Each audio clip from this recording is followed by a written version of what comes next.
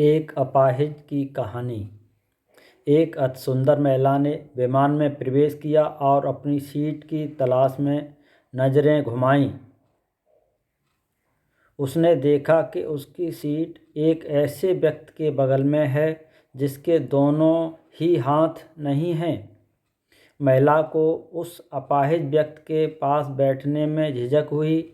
उस सुंदर महिला ने एयर होस्टेस से बोला, मैं इस सीट पर सुविधापूर्वक यात्रा नहीं कर पाऊंगी क्योंकि साथ की सीट पर जो व्यक्ति बैठा हुआ है उसके दोनों हाथ नहीं हैं।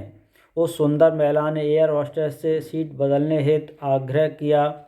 असहज हुई एयर होस्टेस ने पूछा, मैम, क्या मुझे कारण बता सकती हैं? सुंदर महिला ने जवाब दिया, मैं ऐसे लोगों को पसंद नहीं करती। मैं ऐसे व्यक्ति के पास बैठकर यात्रा नहीं कर पाऊंगी। दिखने में पढ़ी लिखी और विनम्र प्रतीत होने वाली महिला की यह बात सुनकर एयर होस्टेस अचंभित हो गई। महिला ने एक बार फिर एयर होस्टेस से जोर देकर कहा कि मैं उस सीट पर नहीं बैठ पाऊंगी, अतः मुझे कोई दूसरी सीट दे दी जाए। एयर होस्टेस ने खाली सीट की तलाश में चारों ओर नज़र घुमाई, पर कोई भी सीट खाली नहीं थी। एयर होस्टेस ने महिला से कहा कि मैडम, इस इकोनॉमी क्लास में कोई सीट खाली नहीं है, किंतु यात्रियों की सुविधा का ध्यान रखना हमारा दायित्व है, अतः मैं विमान के कप्तान से बात करती हूँ। कृपया तब तक थोड़ा धैर्य रखें। ऐसा कहकर होस्टेस कप्तान से बात करने चली गई। कुछ समय बाद लौटने के बाद उसने महिला को बताया, मैडम, आपको जो असुविधा हुई है उसके लिए बहुत खेद है। इस पूरे विमान में केवल एक ही सीट खाली है और वह प्रथम श्रेणी में है। मैंने हमारी टीम से बात की और हमने एक असाधारण सा निर्णय लिया। एक यात्री को इकोनॉमी क्लास से प्रथम श्रेणी में भेजने का कार्य हमारी कंपनी के इतिहास में पहली बार हो रहा है। सुंदर महिला अत्यंत प्रसन्न हो गई, किंतु इसके पहले कि वह अपनी प्रतिक्रिया व्यक्त करती और एक शब्द बोल भी पाती, एयर होस्टेस उस अपाहिज और दोनों हाथ विहीन व्यक्ति की ओर बढ़ गई और विनम्रतापूर्वक उसने पूछा, सर, क्या आप प्रथम श्रेणी में जा सकेंगे?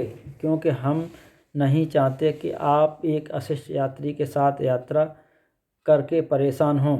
यह बात सुनकर सभी यात्रियों ने ताली बजाकर इस निर्णय का स्वागत किया। वह अति सुंदर दिखने वाली महिला तो अब शर्म से नजरें नहीं उठा पा रही थी। तब उस अपाहिज व्यक्ति ने खड़े होकर कहा, और मैंने एक ऑपरेशन के दौरान कश्मीर सीमा पर हुए बम विस्फोट में अपने दोनों हाथ खोए थे।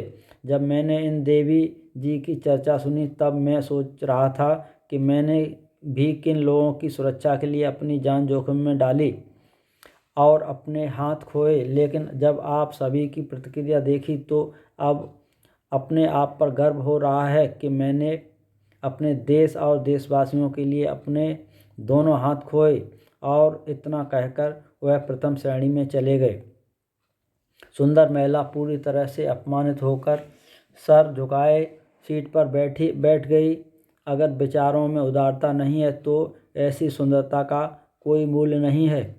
मेरे पास ये कहानी आई थी, मैंने इसे पढ़ा तो हृदय को छू गई, इसलिए पोस्ट कर रहा हूँ। उम्मीद करता हूँ कि आप लोगों को भी बहुत पसंद आएगी।